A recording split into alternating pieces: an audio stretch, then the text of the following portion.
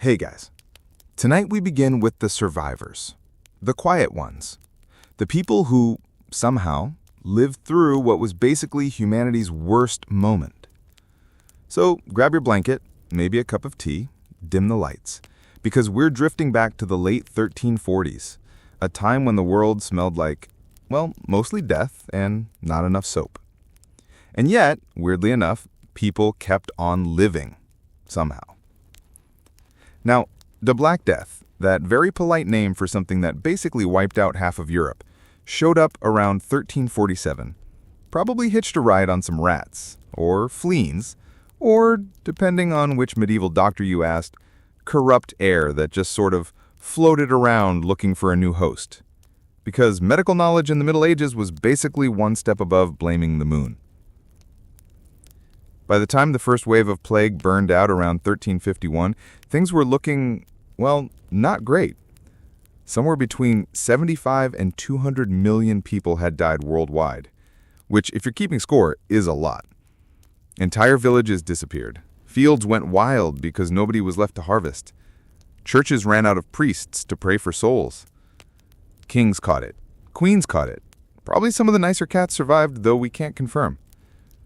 But here's the weird thing. This isn't really about the death part. It's about the people who lived.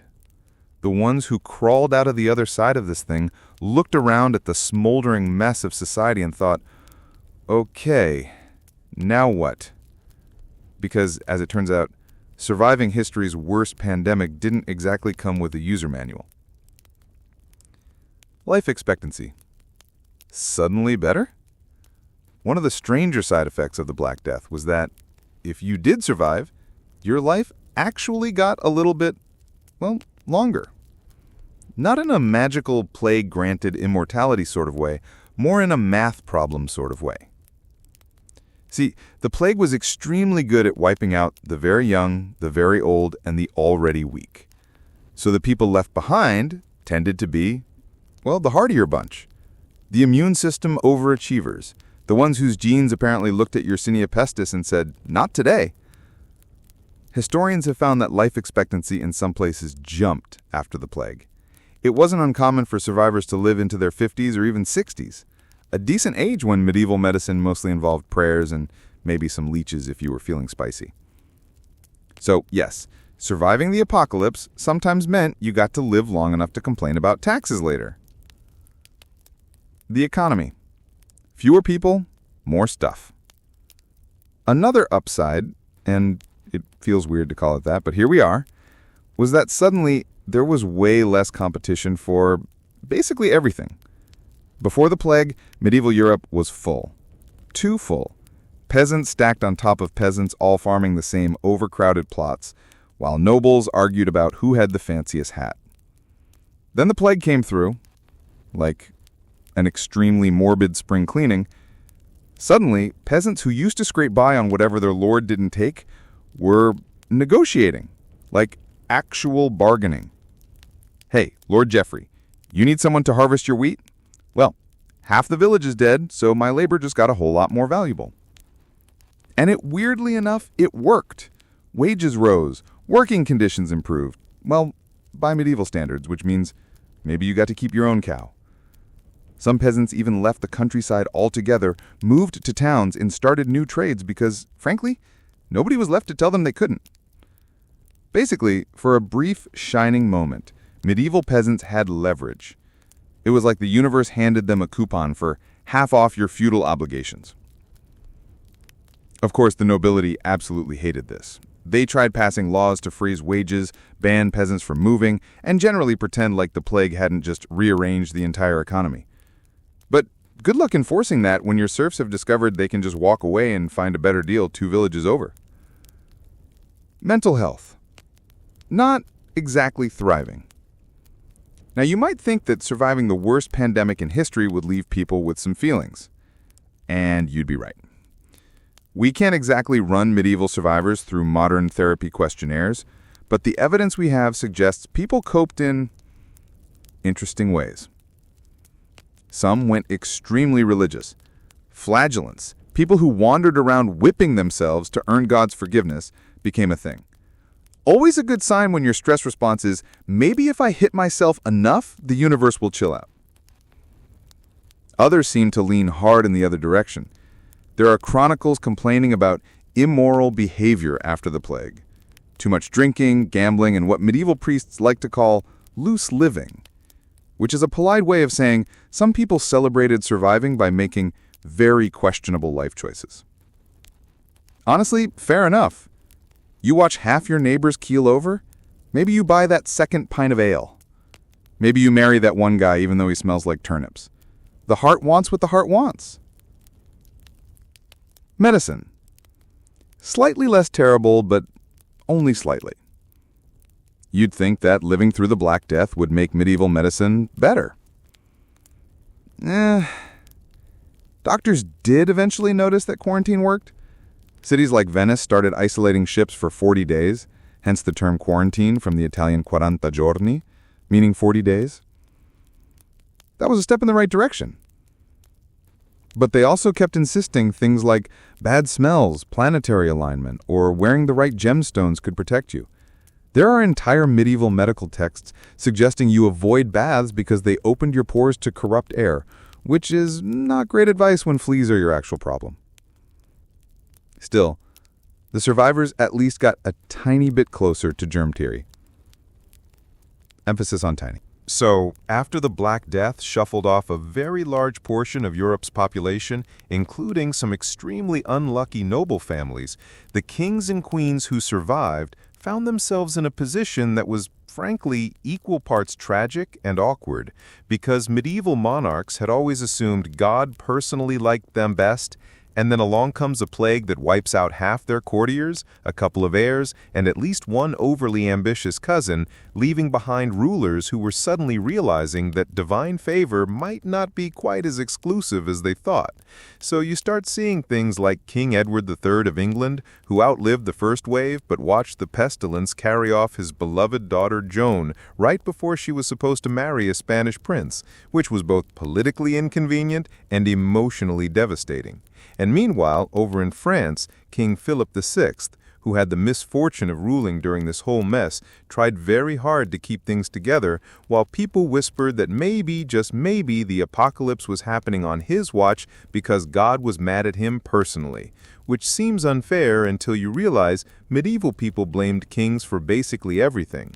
So the survivors in royal courts often coped the only way royals knew how, by marrying whoever was still alive, taxing whoever hadn't fled, and commissioning slightly overconfident artwork of themselves looking pious and victorious, even though everyone knew they'd spent the plague years hiding in country estates, hoping the rats wouldn't find them. And the irony here is that while commoners were getting better wages and more mobility, the surviving nobility doubled down on all the usual dynastic inbreeding and territorial squabbling, as if pretending nothing had changed would somehow make it true, which, spoiler, it didn't. But they kept at it anyway, because medieval kings had two settings: denial and war. So while the kings were busy marrying whoever hadn't died yet and pretending everything was fine, the ordinary survivors were looking around at all the empty fields, abandoned cottages, and half-finished barns and thinking, well, this is awkward, but also kind of convenient, because with entire villages gone, suddenly you had peasants moving into better houses just because nobody else was there. You had farmhands inheriting 3 extra cows and half a meadow because their distant cousins had all dropped dead, and you even had former serfs walking off their lord's land entirely, deciding that maybe they didn't feel like being someone's medieval lawn ornament anymore, so they headed for towns, where guilds and merchants were desperate for workers and willing to pay actual wages instead of just handing out exposure and a pat on the back. And this labor shortage basically shoved Europe kicking and screaming toward the end of feudalism, because once peasants realized they could negotiate or just leave, lords had to start sweetening the deal, offering lower rents or even, in some cases, outright freedom from serfdom, which annoyed the nobility so much that kings started passing laws like England's 1351 Statute of Laborers, trying to freeze wages at pre-plague levels, which of course didn't work because when half the workforce is missing, you can write as many angry laws as you want, the workers still know they're the ones holding the plow. So by the time a generation had passed, entire social structures had tilted, and Europe had accidentally taken a very slow, very reluctant step towards something resembling a modern economy, all because a few million fleas got ambitious.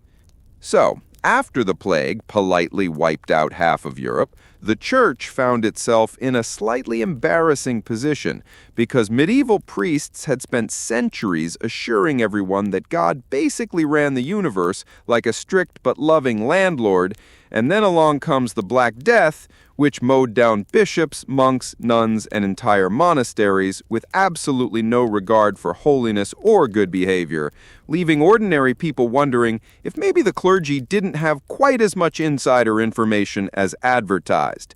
And the church responded in the only way institutions ever do when caught off guard, by doubling down, insisting that yes, obviously the plague was God's punishment for sin, even though it kept killing priests mid-sermon, which made the whole theory look a bit shaky. So to distract everyone, the church leaned hard into things like processions, special prayers, and the occasional witch burning, because nothing says we're in control like blaming random old women for a global pandemic.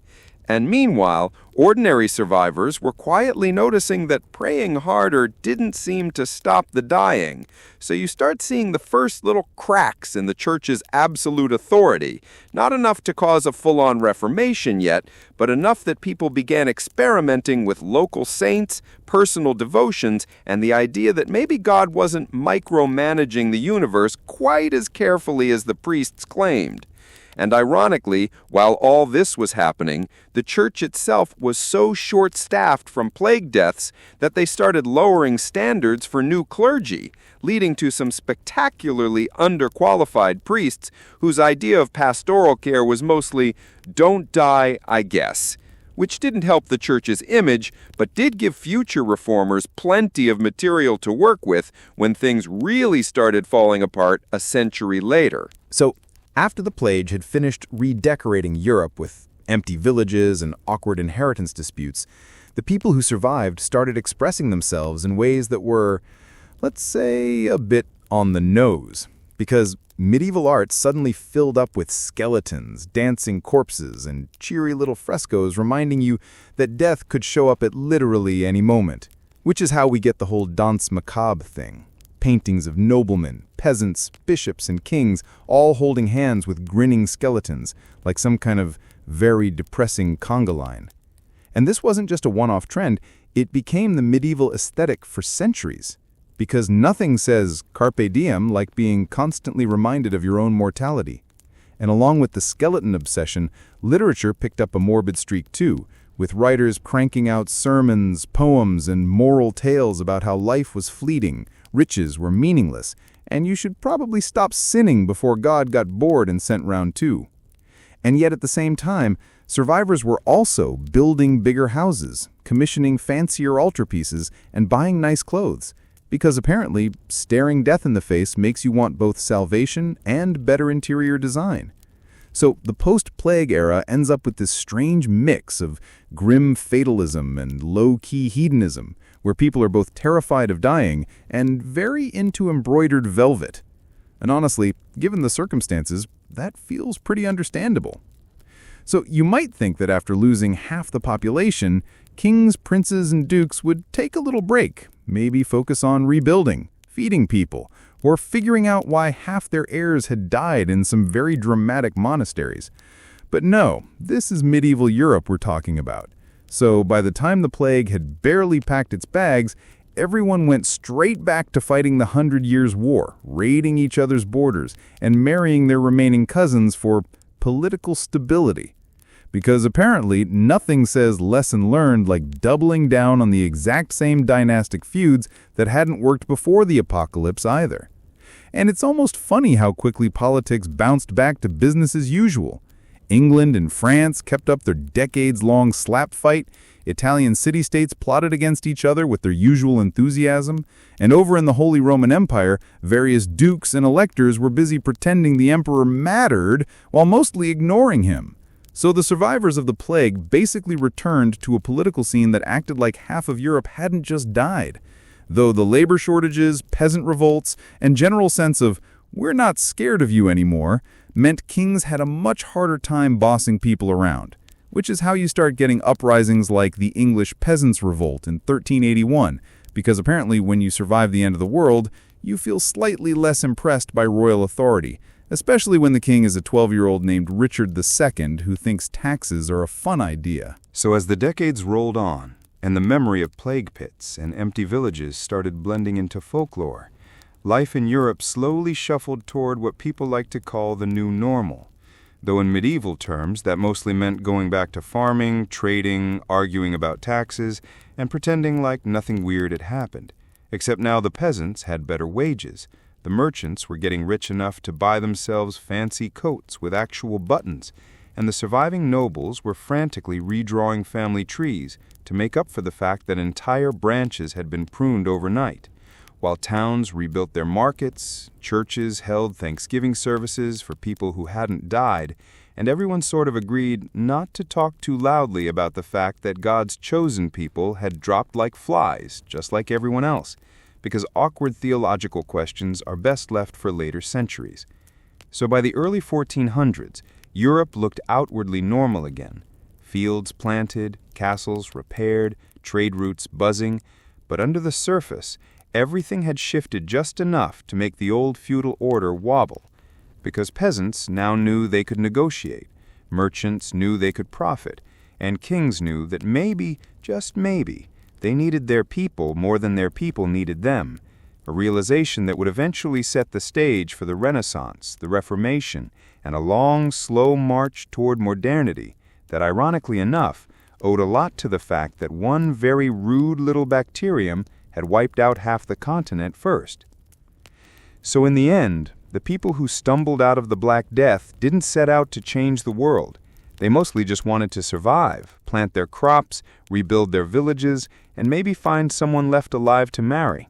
But by living on, they ended up reshaping medieval Europe in ways no king, pope, or university scholar had ever planned. Because the labor shortages cracked feudalism wide open, the church's fumbling explanations nudged faith toward something more personal and less blindly obedient. Trade networks roared back to life with fewer toll booths and more ambitious merchants. And the survivors themselves, peasants, townsfolk, even the occasional bewildered noble, discovered that life after the plague came with slightly better wages, slightly more freedom, and a slightly different attitude toward all the old hierarchies that had once seemed so permanent. So by the time a century had passed, the medieval world was slowly drifting toward the Renaissance with its art, its printing presses, and its very smug city-states, all because a generation of plague survivors inherited a half-empty continent and, without much planning or fanfare, simply went on living, proving that sometimes history doesn't change because of grand speeches or heroic battles. It changes because ordinary people survive, adapt, and quietly refuse to go back to the way things were before. And as the years rolled forward, the first generation, actually born after the Black Death, came of age in a world their parents barely recognized. Because these kids grew up hearing stories about half-empty villages, whole families erased overnight, and priests wandering the countryside with nothing but a bucket of holy water and a very confused expression. Yet to them, this was all just background noise, the way modern kids think of Wi-Fi as something that has always existed. So by the 1370s and 1380s, you start seeing this post-plague generation pushing boundaries in ways their grandparents never could have imagined.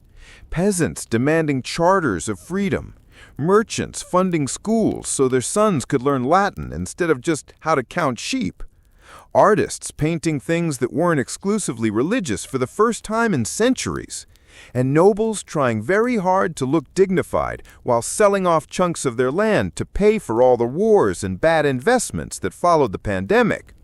So while the old chroniclers kept muttering about God's wrath and the sins of mankind, the children of the plague years were quietly laying the groundwork for a Europe that would be richer, more literate, slightly less feudal, and a whole lot harder for kings and bishops to boss around, proving once again that history often moves forward not because people plan revolutions, but because one generation grows up assuming that the world they inherited is normal, even when it's built on the ruins of everything that came before.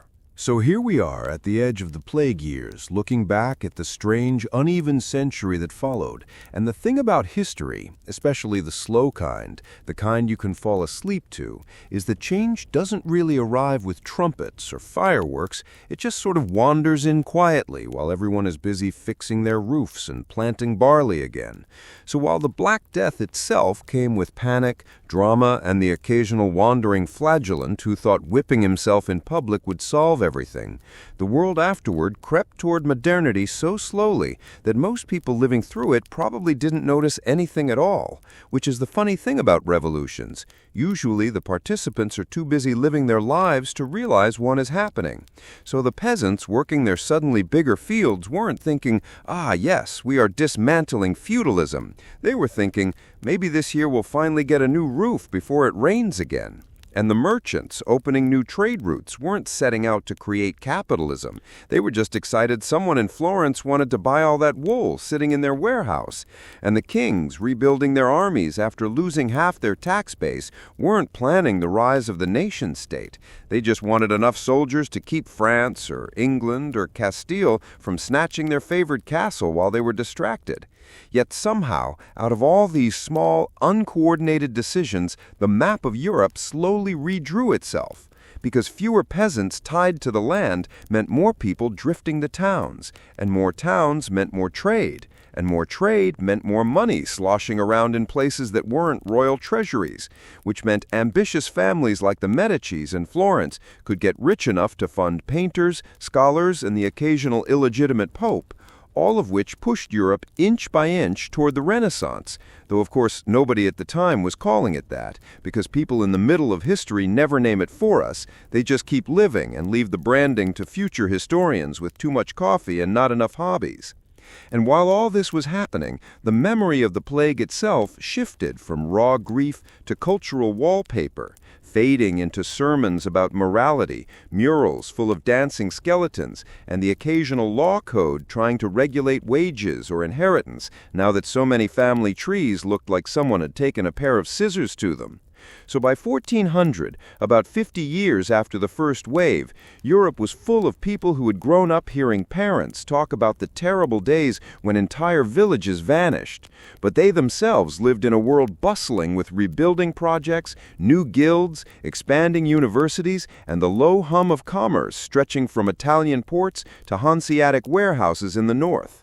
And because the human brain is very good at turning catastrophe into background noise if given enough time, the sense of living after the end of the world slowly faded into the sense of just living, which might be the most human thing of all, because eventually even the apocalypse becomes yesterday's news when there are roofs to fix and babies to feed. Though of course the echoes of it lingered in odd ways, in laws about labor, in art obsessed with death, in slightly better diets for peasants now that there were fewer mouths to feed, in kings discovering they couldn't push people around quite as easily when survivors knew their labor was valuable, in churches facing awkward questions about why God's plan had included so many rotting corpses, and in towns growing rich enough to one day fund printing presses, Protestant reformers, and very opinionated philosophers, so that by the time Columbus was sailing west and Martin Luther was hammering things to doors, the world those men lived in had been quietly prepared by a pandemic 2 centuries earlier that no one alive then really remembered clearly. which is how history usually works, not as a straight line of progress, but as a long chain of accidents, overreactions, and side effects, like how the Black Death accidentally broke feudalism's back, accidentally jump-started wages, accidentally undermined the church's monopoly on knowledge, and accidentally set the stage for science, humanism, and all the other things medieval people absolutely did not have on their to-do lists. And maybe the strangest thing is how fast people moved on, because you'd think losing half the population would leave a permanent scar. Yet a century later, Europe was busy with new wars, new trade routes, new arguments about theology, as though the greatest pandemic in human history had been more of a very bad chapter than the end of the book. And maybe that's just what humans do. They survive, they grieve, they rebuild, and then they get distracted by the next crisis, because there's always a next crisis. So the plague survivors didn't write manifestos or plan renaissances or set out to change the future. They just kept living in a world with fewer people, more opportunities, and a lingering sense that life was both cheaper and more precious than it had seemed before. And out of that messy, unintended, uneven process came the modern age in slow motion, born not out of kings or battles or grand ideas, but out of millions of ordinary people who buried their dead, inherited their neighbors' cows, painted a few skeletons on the church wall to make a point about mortality, and then got on with the business of existing, proving in the quietest way possible that sometimes history's biggest turning points arrive not with revolutions or revelations, but with silence, survival, and the stubborn refusal to give up, even when half the world has ended. Because eventually, the fields need planting, the towns need rebuilding, and the future, however unexpected, has to begin somewhere. And even centuries later, the memory of the Black Death didn't really vanish so much as sink underground into Europe's cultural subconscious. Because while the people living in the 15th and 16th centuries had new problems to worry about, printing presses making sure everybody suddenly had opinions, explorers tripping over continents they didn't know existed, reformers yelling at the Pope in increasingly dramatic ways, the old fear of plague never really went away. It just hung around in the background like a half-forgotten nightmare, occasionally reappearing whenever a new outbreak rolled through, which they often did because Europe kept getting periodic reminders that germs do not care about your political ambitions, your cathedral projects, or your very detailed plans for invading your neighbor's territory. So cities started keeping permanent plague cemeteries. Doctors kept refining their very stylish but not particularly useful beaked masks. And governments slowly realized that maybe quarantines and public health boards were worth investing in, if only because dead taxpayers are famously bad at paying taxes. And over time, this lingering memory of mass death shaped everything from urban planning to literature to how people thought about fate, risk, and the fragility of life. So you start seeing plays, sermons, and even casual tavern songs circling back to the theme that life is short, death is certain, and you might as well either repent thoroughly or drink thoroughly, depending on personal temperament.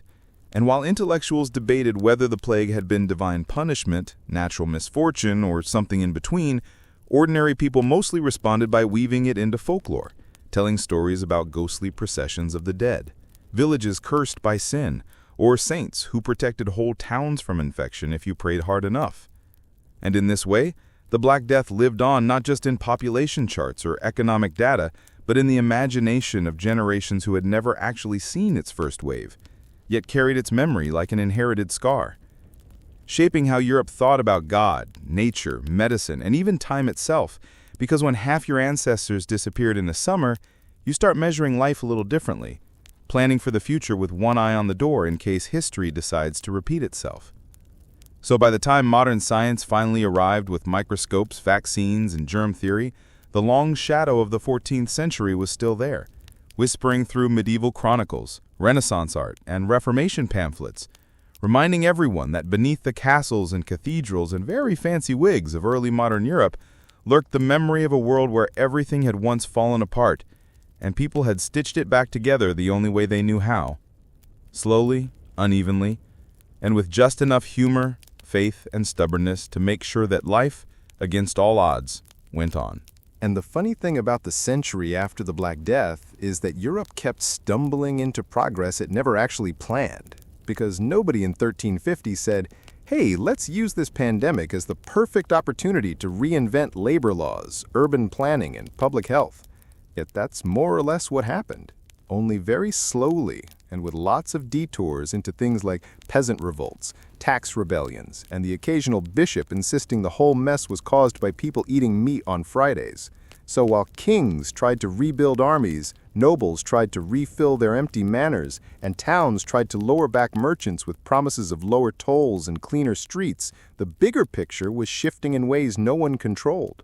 Because as wages rose and serfs slipped out of feudal obligations, the rigid social ladder of the Middle Ages developed cracks wide enough for whole classes of people to climb through, which is how you end up with prosperous peasants buying land, merchants funding schools so their sons could learn Latin instead of just bookkeeping, and cities like Florence or Venice turning commercial wealth into art, architecture, and the occasional extremely violent political feud. All while universities quietly expanded, literacy crept upward, and medicine, still fond of astrology and leeches, nonetheless began collecting enough observations about quarantine and contagion to stumble towards something resembling public health policy. And through it all, the memory of the plague acted like a low drumbeat in the background, shaping laws about inheritance because so many heirs had died, shaping family structures because remarriage became so common, shaping even time itself because people started counting history as before and after the pestilence, the way modern people talk about pre-war and post-war generations. So, without meaning to, the survivors of the 14th century handed their descendants a Europe that was less feudal, more urban, slightly better educated, slightly more skeptical of religious authority, and on its way toward the Renaissance, the Reformation, and eventually the scientific revolution. None of which would have surprised or particularly impressed the average farmer in 1352 who just wanted someone to help fix the thatch on his roof before winter came. Yet that's the thing about history. The big turning points don't feel big when you're living through them. They feel like plowing fields, mending walls, arguing with tax collectors, and trying not to die before spring. But centuries later, you can trace the line from plague pits to printing presses, from burned-out villages to bustling cities, from terrified priests to skeptical scholars, and see how a disaster nobody understood ended up teaching lessons nobody meant to learn, simply because people kept living long enough to notice what had quietly changed while they were busy surviving. And as the 14th century faded into the 15th, what makes the whole aftermath of the Black Death oddly fascinating is how much power slowly slipped out of the hands of the usual medieval big shots without anyone fully noticing until it was too late. Because when half the population vanishes, landowners can shout about divine order all they want, but it turns out fields don't plow themselves, and peasants with options suddenly develop a suspiciously modern attitude about wages. So across Europe, you start seeing rural laborers moving to towns for better pay, guilds growing richer and bossier, merchants realizing money buys more influence than family trees, and kings figuring out that ruling cities full of tax-paying traders is actually more useful than keeping a handful of sulky nobles happy, which quietly tilts the whole political map towards centralized states and away from feudal lords sulking in castles. Though no one at the time sat down and wrote, "Congratulations, you are now living in the early modern era." They just argued over tolls, built new town walls, and accidentally funded Renaissance art while hiring lawyers to write down laws and actual sentences instead of letting some knight with a grudge enforce justice by swinging a sword around. And meanwhile, universities, once small clerical training centers, started filling up with the sons of merchants and minor nobles who wanted careers in administration rather than monasteries, feeding a growing class of literate bureaucrats who could keep tax records, negotiate treaties, and occasionally read Aristotle without asking the Pope for permission. So while everyone thought they were just patching up the world after one enormous catastrophe, the map of power kept redrawing itself behind the scenes, making space for kings with standing armies instead of feudal levies, merchants funding city councils instead of bishops running everything, and eventually printers flooding Europe with so many pamphlets that the next time someone wanted to complain about church corruption or royal taxes, they could do it with 50,000 copies instead of just shouting in the town square. So by the time another big round of plague hit in the 16th century, the survivors were living in a world with stronger monarchies, wealthier cities, bigger universities, and far more opinions than medieval Europe ever expected to handle. All because one grim summer in the 1340s had shaken the whole system like a snow globe. And while the people who lived through it mostly just wanted food, work, and maybe a halfway decent priest who didn't run away at the first sign of infection, they accidentally laid the groundwork for modern Europe without ever realizing history had drafted them into that particular job. And while all this political and economic reshuffling was happening almost accidentally, the cultural side of Europe was also getting quietly rearranged because the Black Death, for all its horror, left behind a strange mix of grief, wealth, and open space where new ideas could sprout. Since when half the nobility dies without heirs and entire monastic libraries are left half abandoned, suddenly there are estates to inherit, land to cultivate, and in some cases, manuscripts just sitting there waiting for someone to read them. So art and learning start to creep out from under the shadow of plague pits in ways nobody planned. Like painters in Italy experimenting with perspective because patrons in Florence or Siena had money left over after rebuilding city walls and figured a nice altarpiece might cheer everyone up. Or writers producing works that sounded suspiciously human-centered rather than purely theological, as if living through a world where priests had fled, saints had stayed silent, and neighbors had buried neighbors made people a little more interested in earthly life than in distant promises of paradise. And so bit by bit, the Middle Ages stumbled toward the Renaissance, not in some dramatic cinematic moment, but through a slow accumulation of students translating Greek texts, architects rediscovering Roman ruins, merchants funding schools so their sons wouldn't look stupid at court, and scholars realizing you could study nature itself instead of only copying old commentaries about it. All while ordinary villagers went on singing plague ballads, carving little skulls into church walls, and lighting candles for relatives long gone. Because cultural memory is messy like that, full of both grief and curiosity. So you get this weird blend of death-obsessed imagery, the whole memento mori reminder that you too will die, alongside a growing fascination with beauty, knowledge, and earthly experience. As if Europe collectively decided, well, since life is short, we might as well build domes, paint frescoes, and argue about Aristotle while we're here. And none of this felt like a revolution to the people living through it, because they were still busy coping with bad harvests, wandering mercenaries, and the occasional bishop insisting everyone needed more fasting to ward off divine anger. Yet looking back, you can see how the plague cracked medieval Europe open just enough for new cultural winds to blow through, carrying ideas that would eventually question everything from astronomy to theology. All because a 14th century catastrophe left behind not just empty fields and new laws, but also the faint, stubborn sense that life after the plague might be worth studying, painting, and maybe even enjoying before the next disaster rolled in. And hovering over all of this, of course, was the question of faith, because when a third of the continent drops in a single summer, while the priests mostly either die heroically or run for the hills, people start looking at heaven with a bit of side-eye.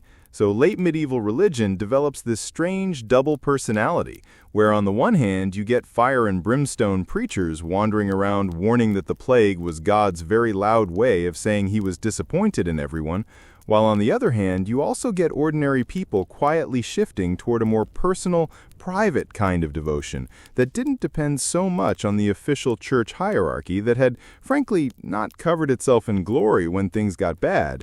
And this tension lingers for centuries, feeding into everything from mysticism and new lay religious movements to, eventually, a German monk hammering 95 complaints to a church door because he was tired of indulgence sellers funding basilicas with the money of terrified plague survivors. And the irony is that while the Black Death didn't directly cause the Reformation or the later wars of religion, it loosened the soil in which all those seeds got planted, simply because when you live through a world where entire monasteries vanish and bishops debate plague cures while bleeding patients with leeches, you get used to the idea that maybe authority isn't always right, maybe prayer isn't a guarantee of safety, and maybe questioning things won't get you struck by lightning after all. So by the 15th century, you have ordinary townspeople funding their own chapels, reading their own prayer books in the vernacular, and occasionally following wandering mystics who claimed God spoke directly to them, rather than through a Latin-speaking cleric in a distant cathedral. And while medieval Europe never stopped being deeply religious, it was, if anything, almost aggressively pious. The flavor of that faith slowly changed after the plague, becoming more personal, more anxious, more focused on individual salvation, and less on the old, neat structures of authority that had, frankly, not covered itself in glory when things got bad. And this tension lingers for centuries, feeding into everything from mysticism and new lay religious movements to, eventually, a German monk hammering 95 complaints to a church door because he was tired of indulgence sellers funding basilicas with the money of terrified plague survivors. And the irony is that while the Black Death didn't directly cause the Reformation or the later wars of religion, it loosened the soil in which all those seeds got planted, simply because when you live through a world where entire monasteries vanish and bishops debate plague cures while bleeding patients with leeches, you get used to the idea that maybe authority isn't always right, maybe prayer isn't a guarantee of safety, and maybe questioning things won't get you struck by lightning after all. So by the 15th century, you have ordinary townspeople funding their own chapels, reading their own prayer books in the vernacular, and occasionally following wandering mystics who claimed God spoke directly to them rather than through a Latin-speaking cleric in a distant cathedral. And while medieval Europe never stopped being deeply religious, it was, if anything, almost aggressively pious. The flavor of that faith slowly changed after the plague, becoming more personal, more anxious, more focused on individual salvation, and less on the old, neat structures of authority that had, frankly, not covered itself in glory when things got bad.